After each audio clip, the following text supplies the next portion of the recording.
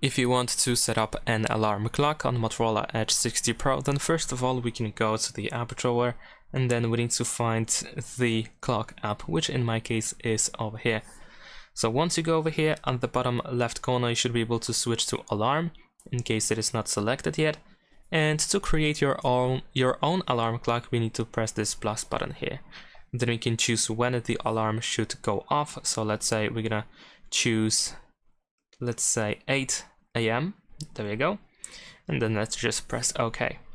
After that, you should be able to choose your alarm sound that you wish to be played. You have the schedule over here, so you can schedule by pressing during which days of the week the alarm should be able to go off. We have vibrations, Google Assistant routines, and we can also delete the clock itself. You can just tap on the time here, for example, in order to unfold or fold these additional options. Tap on the switch over here in order to disable the alarm clock if you need to.